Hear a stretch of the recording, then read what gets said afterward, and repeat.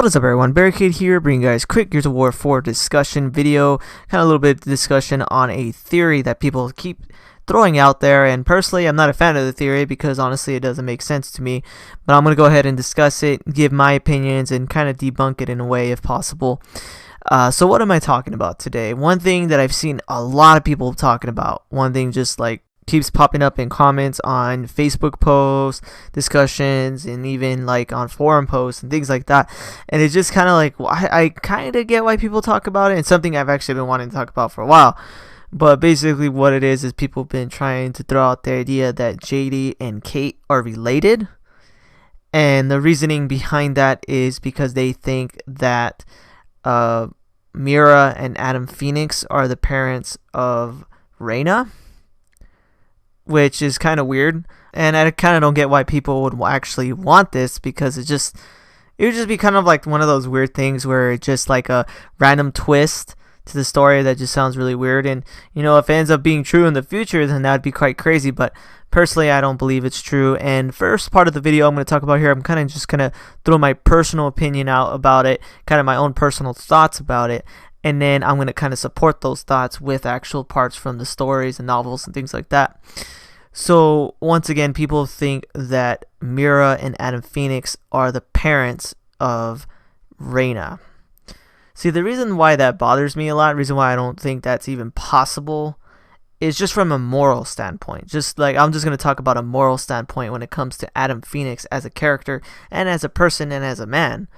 The one thing I really want to just kind of throw out there is it was gravely stated in the novels that he loved his wife, Elaine Fenix, greatly, like crazy. Like he was so devoted to her, and he admired her because of it, the fact that she was his wife and the mother of his child. But he also admired her intelligence as a scientist. And the thing is that the thing that really kind of throws it off for me is kind of just think of it as a personal standpoint. Think of it as a personal thing for a moment here. Think of a couple that you know that are like perfect for each other. You know, think of either whether it's your parents, brother and sister-in-law, friends, whoever, a couple that you can just think of that you know that they would never cheat on each other, completely devoted to each other and completely in love with each other. That's the type of relationship that Adam had with Elaine. And the thing is, she was killed by the Locust. She was killed by when she was in the Hollow, when she somehow came across them.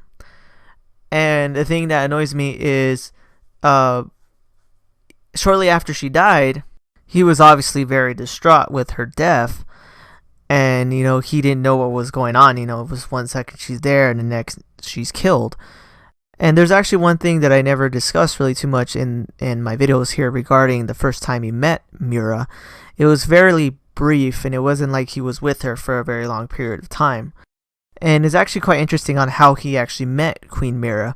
He used the notes that Elaine Fenix left behind after her death, and he met her 5 years before Emergence Day, or 4 years after her death.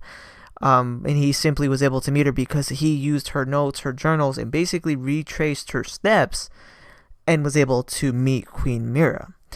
The thing is, all he did with her was he discussed, you know, trying to make a pact to prevent a war, because he knew that she was going to eventually try to colonize the top of Sarah, you know, go to the surface, kill everyone, colonize it, to run away from the Lambency.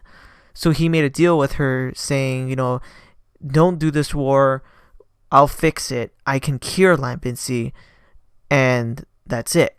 And, you know, stay down here. You don't have to kill everybody. You don't need to have another war.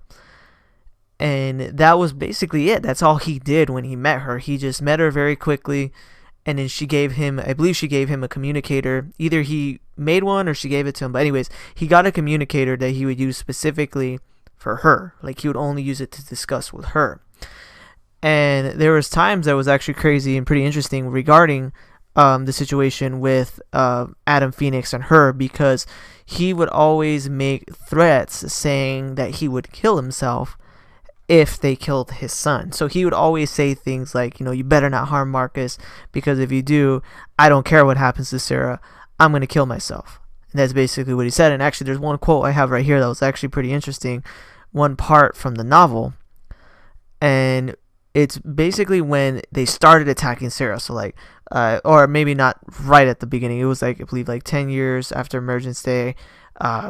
They were attacking the main, household and everything where he lived, and he was trying to communicate with her, hey, you don't need to do this, he's trying to stop her basically.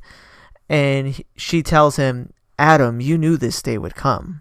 And then he goes, hello, Myrrah. You got my message then? Like he was referring to something he was discussing with her before.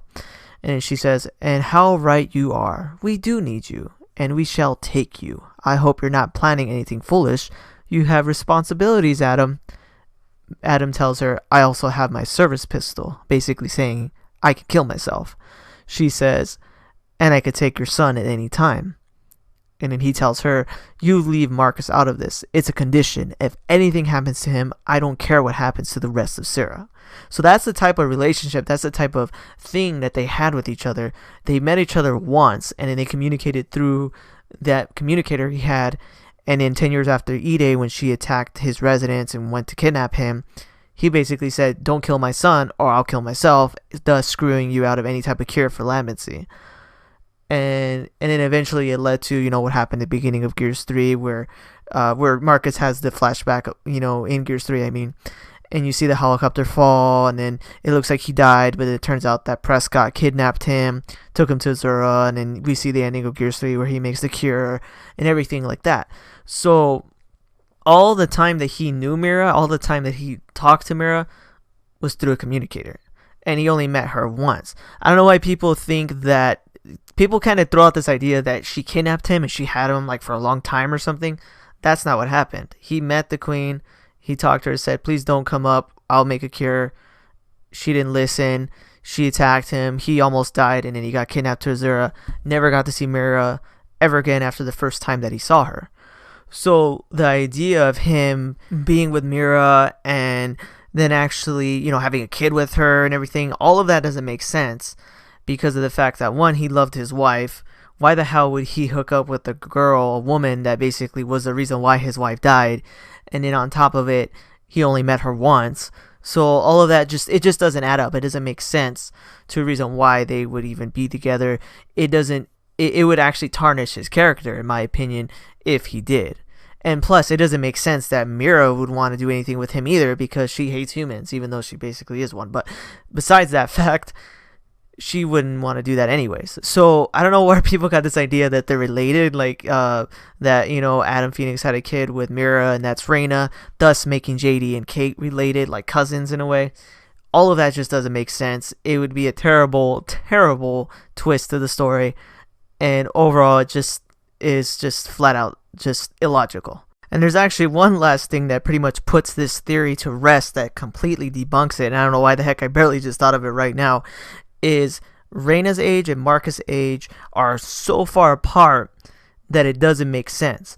For example, it's stated that Marcus is around his early 60s. If you think about it, Marcus was 21 years old when E-Day happened. Fast forward about 16, 17 years, which would be the end of Gears 3. That would put him roughly around 38 years old. Add 25 years after Gears 3 to Gears 4, that makes him about 63 years old, if I calculated that right, which I'm pretty sure it is. It's basic math.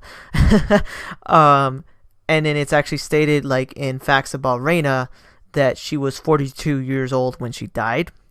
So that would make a difference of about 21 years difference when Marcus, when Marcus was born and when she was born.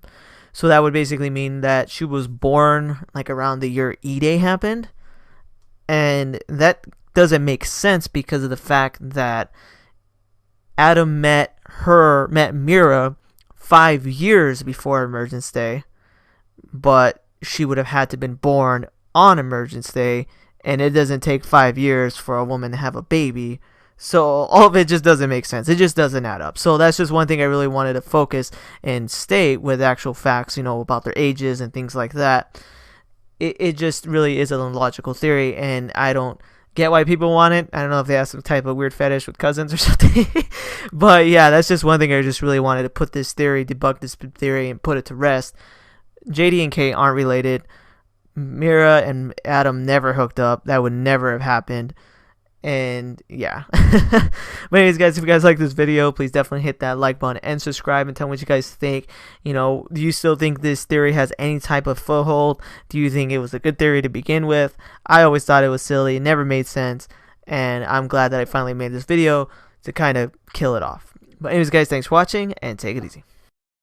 Thanks for watching this video. If you want to see my most recent Gears of War video, hit that link on the left. If you want to see any of my other content, hit that link on the right. Thanks for watching, guys.